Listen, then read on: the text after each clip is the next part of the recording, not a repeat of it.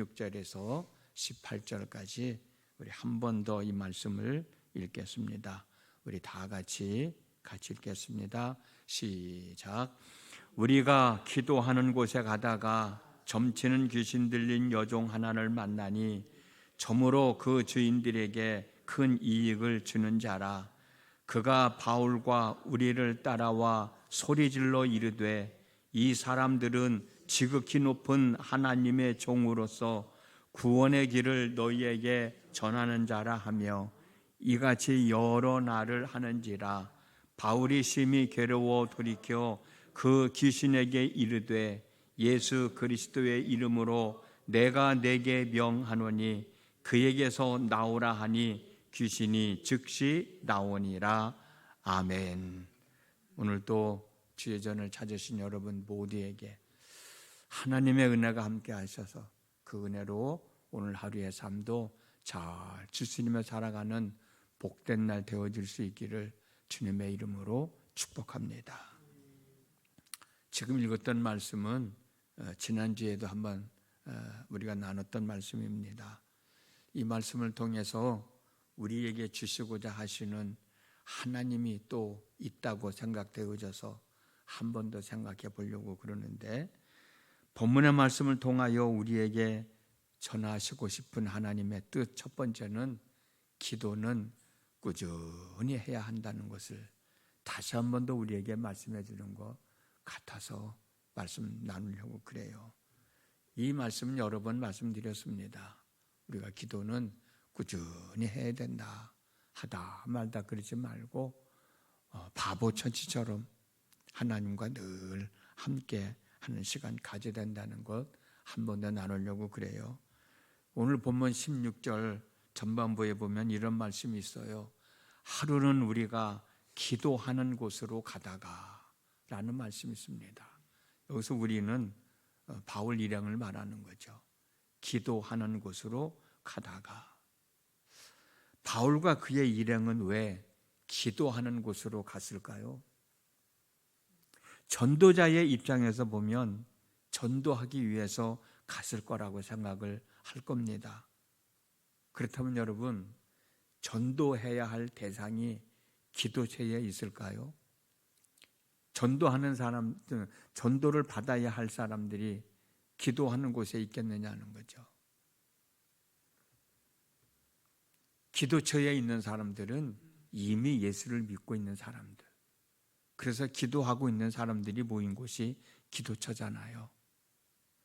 전도할 대상은 기도처에 있는 것이 아니고 기도처 밖에 있는 사람들입니다.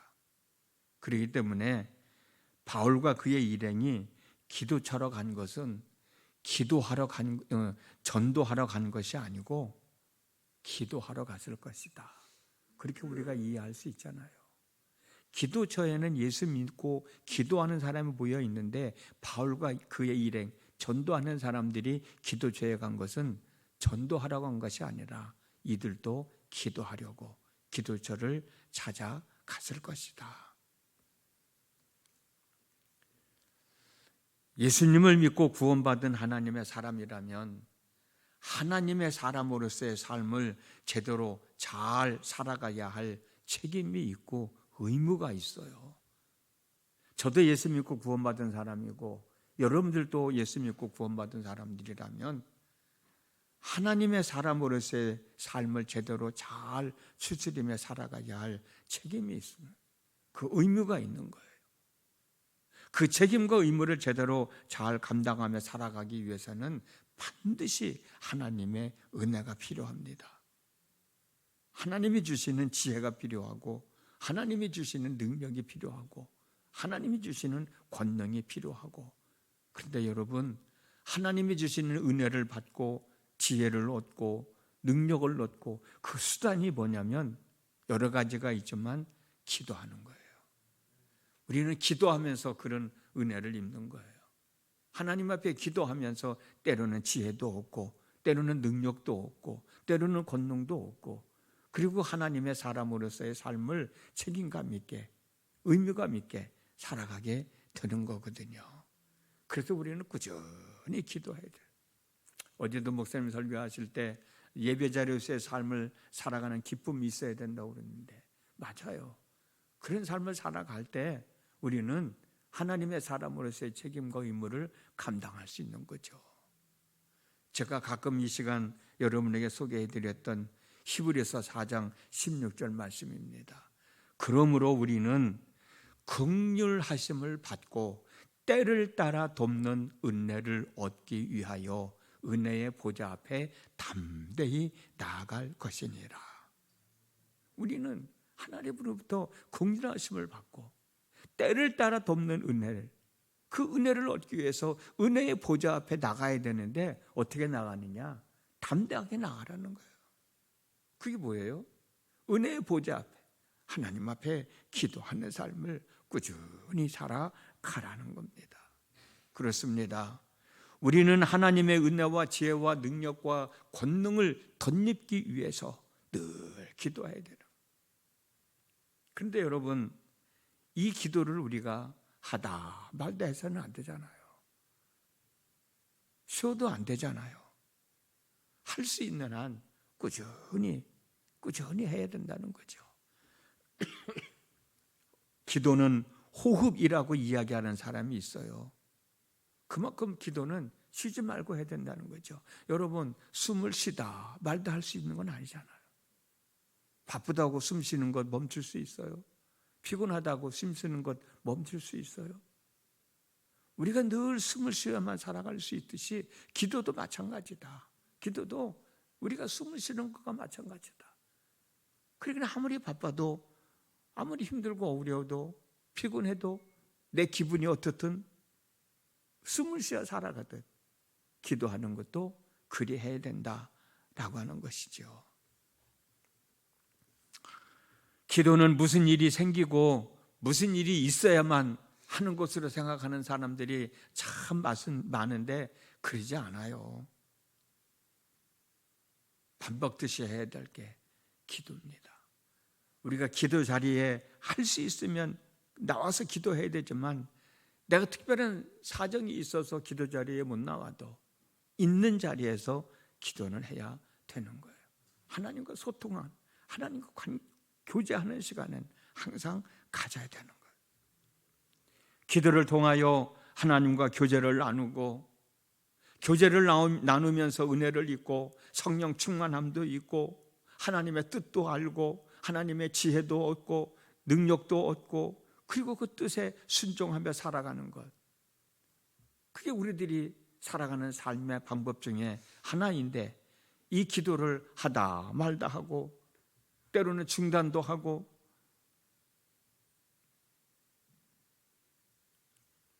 그러다 보면 우리는 하나님의 은혜를 입어야 할 때 하나님의 은혜를 입지 못하죠. 하나님의 지혜를 얻어야 할 때 하나님의 지혜를 못 얻게 되죠. 능력도 마찬가지고. 그러다 보면 자꾸 내가 드러나게 되는 거예요. 내가 드러나는, 내 생각이 드러나게 되고 내 주장만 옳다고 생각하게 되고, 그러다 보면 나도 모르는 사이에 성령은 내 곁에서 떠나가고 말아요. 우리가 성령 안에서 모든 일을 감당하며 살아가야 되는데 성령께서 내 곁을 떠나가게 되면 결국 우리는 어둠 속에서 방황하고 마는 사람이 되고 마는 거죠. 살만 할 때 하나님을 잊어버리고 살다가 무슨 일이 생기면 하나님 찾아가 도와달라고, 살려달라고 기도하는 사람 되지 않았으면 정말 좋겠다. 본문에서 바울이 기도처로 가는 것처럼 바울이 데살로니가전서 5장 17절에서 쉬지 말고 기도하라고 우리에게 권면했던 것처럼 쉬지 말고 꾸준히 기도하여 하나님의 은혜를 덧입으며 하나님의 지혜를 덧입으며 하나님의 능력을 덧입으며 주어진 삶을 잘 추스리며 살아가는 믿음의 권속들이 되셨으면 정말 좋겠습니다. 바울을 한 번 더 생각해 보세요. 바울이 지금 이 상황이 얼마나 참 행복한 시간일까, 그런 생각을 해봐요. 범사가 형통한 때가 지금이 아닐까. 어떻든 성령의 인도하심을 따라 빌립보라고 하는 낯선 곳에 와서 복음을 전하게 됐는데 와 보니까 이미 우리가 말씀을 나눴던 것처럼 루디아라고 하는 여인이 딱 예비되어 있었잖아요. 그 집에 거하면서 그 여인의 돌봄을 받으면서 어쩌면 먹을 것도 잘 먹었고 어쩌면 쉬는 것도 편히 쉬고 전도할 수 있게 됐잖아요. 우리가 생각할 때는 만사가 형통한 거야. 전도하는 일에 어찌됐든 생활하는 데 있어서는 아무런 불편함이 없이 전도하게 됐으니 얼마나 기쁘겠어요. 얼마나 행복하겠어요. 그런 상황에도 불구하고 바울과 그의 일행은 기도처로 기도하러 갔던 거죠. 좋은 일이 있을 때는 감사하기 때문에 기도할 수밖에 없고, 힘들고 어려운 일이 있을 때는 힘들고 어려운 일이 있기 때문에 기도하지 않으면 안 되겠고, 우리는 늘 기도하며 살아가야 된다고 하는 것이죠. 오늘도 여러분들 새벽을 깨우고 때를 따라 돕는 은혜를 입기 위하여 하나님 앞에 나왔으니 하나님의 은혜를 입고 하루의 삶을 잘 추스려 나가는 복된 날 되어지기를 주님의 이름으로 축복합니다. 한 가지 더 생각해 볼 내용은 뭐냐? 말이라고 하는 것은 할 수 있는 자격을 갖춘 사람이 해야지 아무거나 하나님의 이름을 불러서는 안 된다는 걸 우리에게 가르쳐 주시는 하나님의 뜻이 있다고 생각해요. 이게 무슨 말이냐면 바울과 그의 일행이 기도하러 기도처로 가고 있었잖아요. 그런데 귀신 들려 점을 쳐주고 돈을 받아서 주인에게 갖다 주는 점쟁이 한 명이 따라오면서 큰 소리로 이 사람들은 가장 높으신 하나님의 종들인데 여러분들에게 구원의 길을 선포하는 사람들입니다 라고 따라오면서 계속 소리 지르고 있잖아요. 근데 이런 행위가 한 번으로 끝나는 것이 아니라 여러 날 계속 반복되어지고 있는 거예요. 점쟁이가 하는 말이 틀린 말은 아니에요. 맞는 말이잖아요. 바울과 그의 일행은 하나님의 종들이잖아요. 그리고 하나님은 위대하시고 높으신 분이시잖아요. 점쟁이가 하는 소리를 들으면 바울과 그의 일행들은 가만히 있어도 자기들이 누구인지 많은 사람들에게 알려질 것이고, 뭐로 가도 서울만 가면 된다는 말이 있듯이 귀신 들려 점을 쳐주는 점쟁이를 통해서 하나님의 복음이 전파되니까 좋을 것 같기도 한데, 근데 바울은 이게 싫은 거예요. 이 소리 듣는 게 괴로웠던 거예요.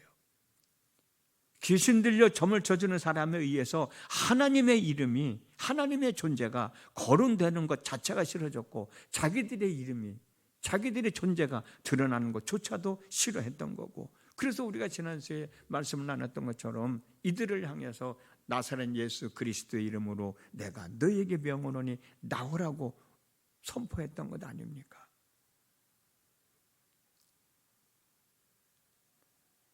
바울은 왜 그랬을까? 너의 입에서 하나님의 이름이 오르내리는 걸 원치 않는 거예요. 귀신 들린 사람에 의해서 하나님의 이름이 오르내리는 걸 원치 않는 거예요. 자기들의 존재가 드러나는 걸 원치 않는 거예요. 어찌 보면은 하나님의 이름을 망령되이 부르지 말라라고 하는 십계명 세 번째 말씀, 하나님의 이름을 함부로 부르지 말아라 라고 하는 그 말씀에 거슬렸었던 것 같아요. 거룩하신 하나님의 존재와 이름이 불려서는 안 되는 사람들에게는 불려져서는 안 된다는 것을 우리에게 가르쳐 주시는 말씀이 아닌가. 거룩하신 하나님의 존재와 이름은 부를 수 있는 자격을 갖춘 사람들에 의해서 거론되어지고 불려져야 되는 것 아닌가. 오늘 본문의 말씀 한 번 더, 18절의 말씀 한 번 더 읽어드릴게요. 이같이 여러 날을 하는지라 바울이 심히 괴로워하여 돌이켜 그 귀신에게 이르되 예수 그리스도의 이름으로 내가 내게 명하노니 그에게서 나오라 하니 귀신이 즉시 나오니라. 복음이 귀신 들린 사람에 의하여 전파되어지면 안 되었듯이 사람은 사람으로서 해야 할 말만 해야 된다는 것을 깨닫게 됩니다. 사람이 할 수 있는 말이라고 해서, 내가 하고 싶은 말이라고 해서 다 할 수 있는 것은 아닌 거잖아요. 근데 우리는 그걸 구별하지 못할 때가 있어요. 내가 하고 싶은 말이라고, 내가 할 수 있는 말이라고 다 하는데 그렇지 않아요. 그 중에서도 정말 내가 해서는 안 될 말들이 너무 많이 있어요. 근데 우리는 그것을 구별하지 못하고 그것을 걸러내지 못하고 그냥 막 쏟아낼 때가 많거든. 그러면 안 되잖아요. 해서는 안 될 말이 있는 거예요. 해서는 안 될 말은 하지 말아야 되는 거예요. 부모의 입장에서 자녀에게 부모로서 해야 할 말만 해야 되는 거예요. 부모이기 때문에 내 자녀들에게 할 말이 많아요. 하고 싶은 말 많아요. 그렇다고 그 말을 걸러내지 않고 다 할 수 있는 건 아니라는 거예요. 아무리 내 자녀라 할지라도, 아무리 부부지간이라 할지라도 해야 할 말이 있고 해서는 안 될 말이 있고, 상관이라고 해서 부하 직원에게 하고 싶은 말이라고 다 할 수 있는 것은 아니잖아요. 사람과의 관계 속에서 내가 해야 할 말, 해서는 안 될 말을 걸러내면서도 왜 가장 가까이 함께 더불어 사는 부부지간에는, 부부와 자식간에는, 가까운 친구지간에는 그런 말을 걸러낼 줄 모를까? 표현은 안 하지만 남편이 하는 말을 듣고 아내가 얼마나 많은 상처를 받을까? 아내가 하는 말을 듣고 남편이 얼마나 많은 상처를 받을까? 내 자식들이 내가 엄마가 하는 말 듣고 얼마나 마음의 상처를 받을까? 그 생각은 해보지 않나? 나는 할 수 있는 사람이기 때문에 하지만 듣는 사람의 입장에서는 거북할 수 있잖아요. 그것 때문에 상처받을 수 있잖아요. 그것 때문에 괴로워할 수 있잖아요. 어찌 보면 귀신 들린서 점을 쳐주는 이 여인은 자기가 하고 싶은 말이기 때문에 할 수 있을 거예요. 그러나 그 말을 듣는 바울은 괴로웠잖아요. 품격에 맞는 말을 좀 하며 살았으면 좋겠다. 정말 내가 해야 할 말만 하면 좋겠다.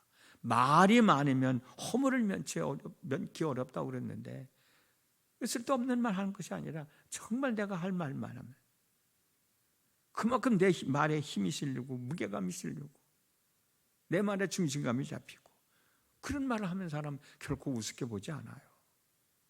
부부간의 관계도 마찬가지고 부부와 자식 간에도 마찬가지고 직장에서 함께 일하는 직장 동료들끼리도 마찬가지고, 품격에 맞는 말을 하면 얼마나 좋을까? 잠언 4장 24절 말씀을 보면 구부러진 말을 내 입에서 버리며 비틀어진 말을 내 입술에서 멀리하라. 구부러진 말, 비틀어진 말 내 입에서 멀리하라 말씀하고 있네요. 오늘 또 기도함으로 하나님의 은혜를 입고 지혜를 덧입고 능력을 덧입고 권능을 덧입고 또 나의 품격에 맞는 말을 함으로 인해서 오늘 하루의 삶도 하나님께 영광을 돌리고 많은 사람들에게 덕을 끼치고 내에게는 복이 되는 한 날의 삶을 살아가는 우리 모두가 되어졌으면 정말 좋겠습니다. 기도합니다. 어제 저일도 하나님의 은혜 안에서 지킬 수 있도록 인도하여 주시고 오늘 하루도 살아갑니다. 하나님, 어제 말씀 나눴던 것처럼, 말씀 들었던 것처럼 우리 삶 속에서 기쁨이 있는, 즐거움이 있는 삶을 살아갈 수 있도록 때로는 베풀기도 하고 때로는 나누기도 하고 때로는 드릴 줄도 아는 저희들 되어지도록 인도하여 주시옵시고, 예배자로서의 삶을 살아가는 기쁨이 있어지게 하여 주시옵시고, 구원받은 하나님의 사람으로서 천국에 살아가야 할 기쁨을 가지고 살아가는 저희들 되게 하여 주시고, 또 오늘 하루를 살아갈 때에 내가 어떤 마음을 가지고 살아가야 할지 우리가 말씀을 또 나눴습니다. 아버지 하나님, 오늘도 하나님의 뜻에 합당하게 살아가는 저희들 되어지도록 도와주시어서 우리들의 삶을 통하여 하나님의 영광이 드러나게 하시고 우리들의 삶을 통하여 많은 사람들에게 덕이 되어지게 하시고 그 삶이 우리들에게는 큰 기쁨으로 즐거움으로 감사함으로 하나님의 복으로 임하는 역사가 있게 해 주옵소서. 오늘도 하나님의 은혜를 얻기 위하여 하나님 앞에 와 있습니다. 하나님 지혜도 더하여 주시고 능력도 더하여 주셔서 저희들이 하루의 삶을 잘 추스리며 살아가는 믿음의 사람들 되게 하시고 해야 할 말만 하며 사는 품격 있는 말을 하며 살아가는 저희들이 되어지도록 함께하여 주옵소서. 예수님의 이름으로 기도드렸습니다. 아멘.